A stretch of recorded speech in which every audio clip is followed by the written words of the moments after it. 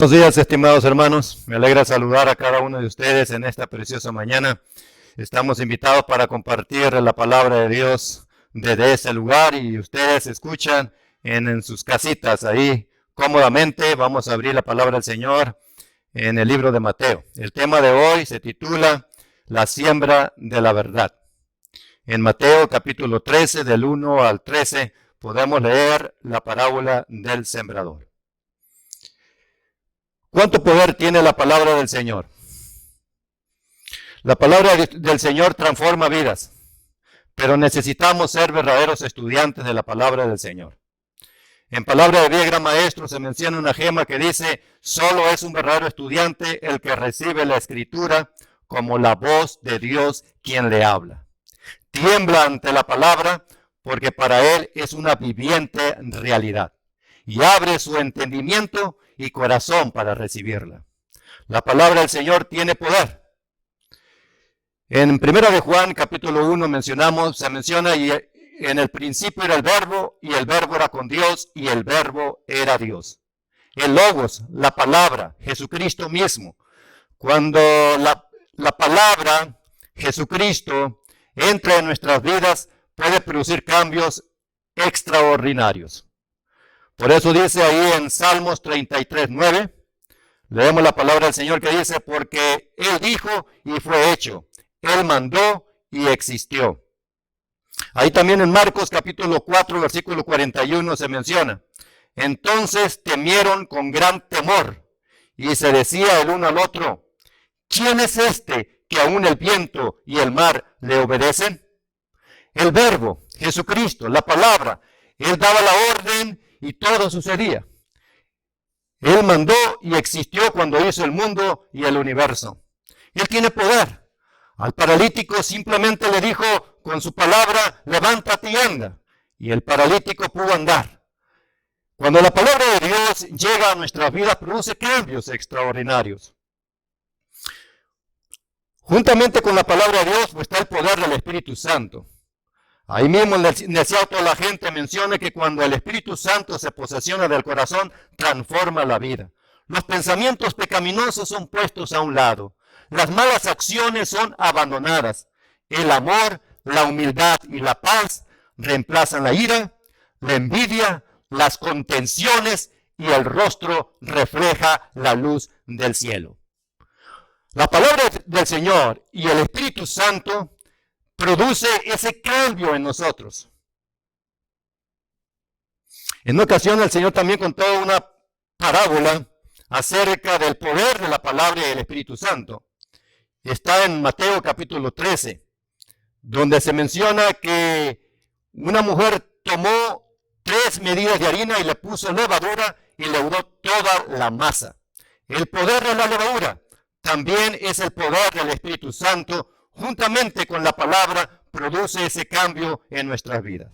La levadura de la verdad efectúa un cambio en el hombre, convirtiendo al rústico en refinado, al áspero en amable, al egoísta en generoso. Es el poder que transforma y eleva, es el poder del Espíritu Santo. Por eso dice el mismo libro Palabra de Vida, Gran Maestro, página 69. Todos los que se sometan al Espíritu Santo ha de ser implantado un principio de vida. La perdida imagen de Dios ha de ser restaurada en la humanidad. Toda la cultura y la educación que el mundo puede dar no pueden convertir a una criatura degradada por el pecado en un hijo del cielo. La energía renovadora debe venir de Dios. El cambio puede ser efectuado solamente por el Espíritu Santo. Todos los que quieran ser salvos, sean ricos o pobres, tienen que someterse a la operación del Espíritu Santo. Por eso, estimados hermanos, recibid hoy en el corazón la levadura de la verdad. Regulará los deseos, dulcificará la disposición y aviva la facultad de la mente y la energía del alma y aumenta la capacidad de sentir y amar. Eso es lo que hace la palabra del Señor en nuestros corazones. La palabra de Dios tiene ese poder que una vez que llega a nuestra vida, estimados hermanos, estimadas visitas, Dios puede cambiar nuestras vidas. Dios puede transformar nuestras vidas. Hay un peligro cuando estudiamos la palabra del Señor.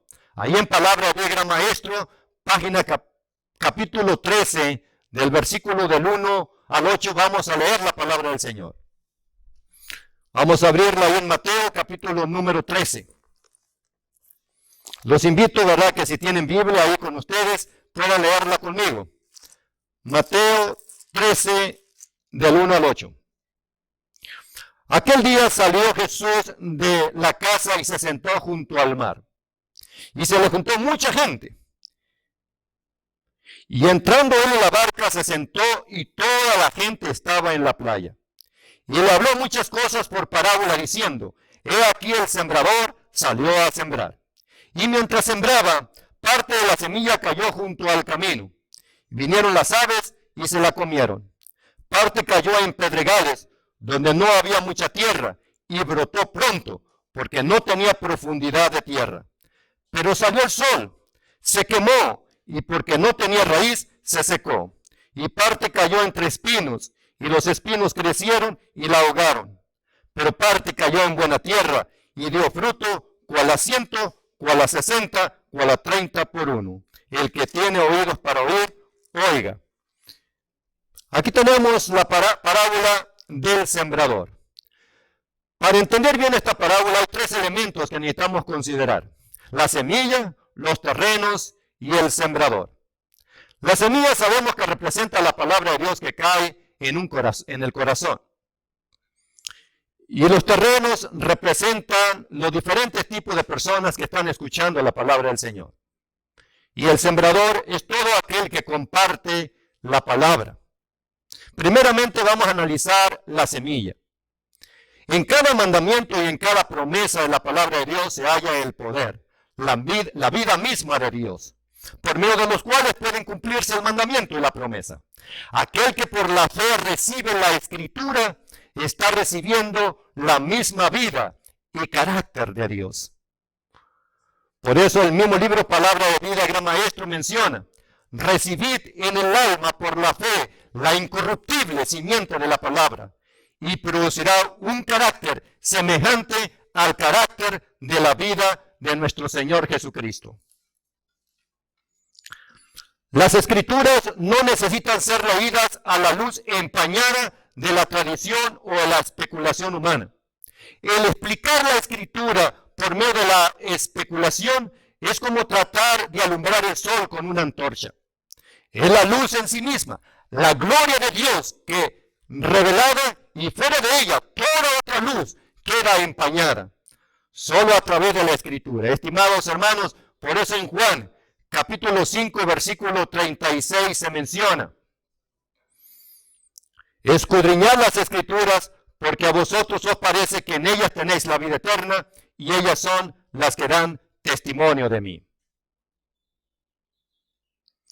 Aquel que estudia la palabra del Señor,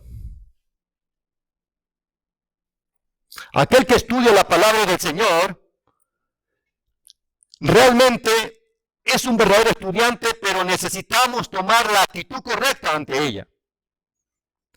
Solo a través de la iluminación del Espíritu Santo es como nosotros podamos entender y comprender la palabra del Señor. Todos los que acuden a Cristo en busca de un conocimiento de la verdad, la van a recibir. Una luz celestial brillará en el templo de tu alma. La palabra del Señor es viva y permanece para siempre. Cuando se descarta la palabra del Señor y se rechaza su poder de refrenar las pasiones perversas del corazón natural, los hombres siembran para la carne y de la carne ciegan corrupción. Por eso Jesús dijo: el que oye mi palabra y cree al que me envió tiene vida eterna, y yo lo resucitaré en el día postrero. Veamos los diferentes tipos de terrenos. Junto al camino. Oyendo cualquiera la palabra del reino y no la entiende, viene el malo y arrebata lo que fue sembrado en el corazón. Este es el que fue sembrado junto al camino. La semilla sembrada a la vera del camino representa la palabra de Dios cuando cae en un corazón de un oyente desatento. ¿Qué representan los pájaros aquí en la palabra del Señor? Cuando un estudiante, alguien que estudia la palabra, puede ser que alguien venga y arrebata lo que puede sembrar y germinar en tu corazón. No permitas que nadie arrebate lo que puede germinar en tu vida. Por eso rechazar la palabra de Dios como algo sin valor, significado, son los pájaros. Los pájaros podríamos decir que es aquella persona, ¿verdad?, que viene y quita de tu mente, de tu corazón, la palabra de Dios. Como este tipo de personas, la Biblia lo menciona como necios. En Proverbios 15:5 dice, el necio menosprecia el consejo del padre, mas el que guarda la corrección vendrá a ser prudente. El que confía en su propio corazón, dice, mas el que camina en la sabiduría será librado. Por eso dice el Señor, no seáis sabios en tu propia opinión, teme al Señor y apártate del mal. Otro tipo de terrenos es el pedregales.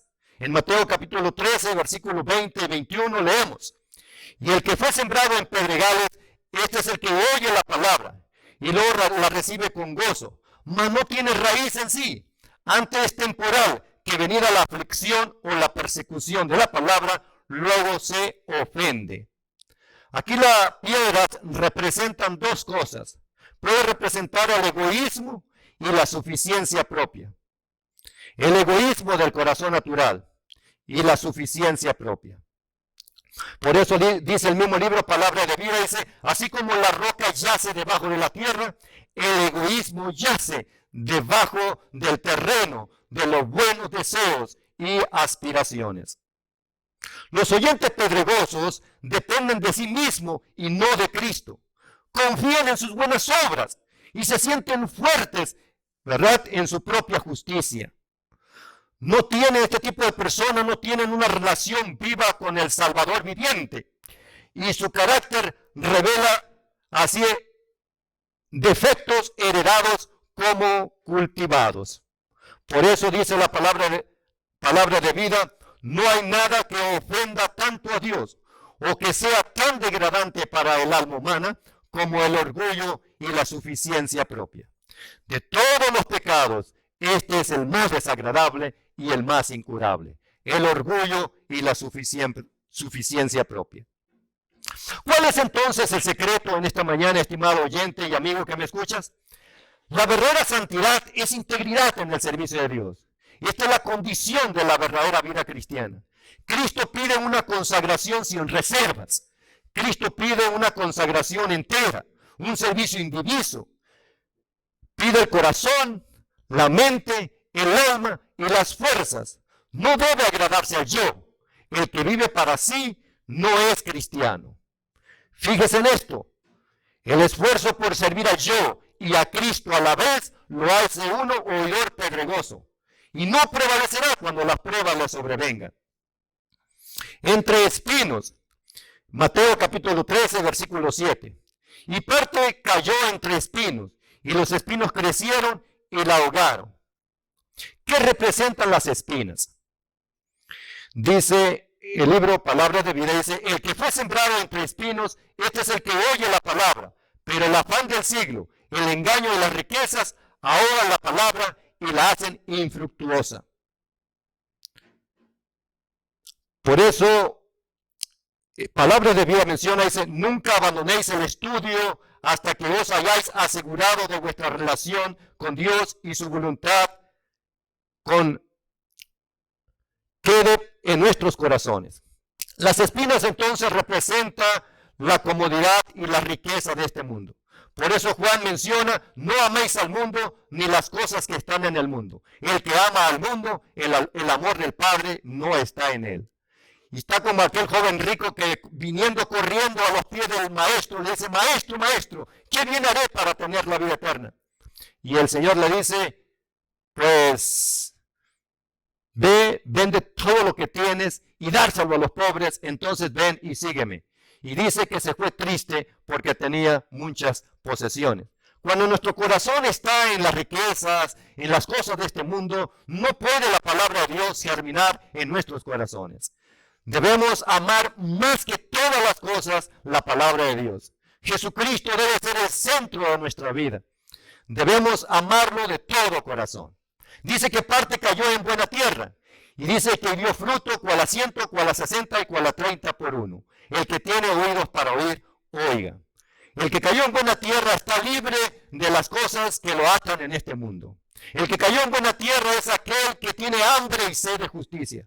El que cayó en buena tierra es aquel que realmente desea que la palabra de Dios germine, transforme, renueve y santifique su vida. Estimado visita que me escucha, te invitamos para que Jesús, el Logos, la palabra, pueda entrar en tu vida y producir ese cambio que tanto anhelamos.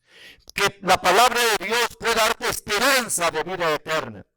Porque solo es un verdadero estudiante, repito, el que recibe la Escritura como la voz de Dios que le habla. Tiembla ante la palabra porque para él es una viviente realidad.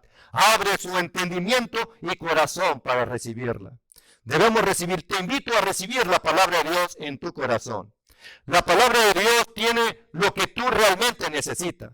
Tiene la valentía y coraje de Gedeón. Tiene el optimismo y el espíritu triunfador de Caleb. Tiene la decisión y la entereza de Josué. Tiene la impresionante capacidad del liderazgo de Moisés. El carácter noble y fuerte disciplina de Daniel. El compromiso y lealtad de Esther.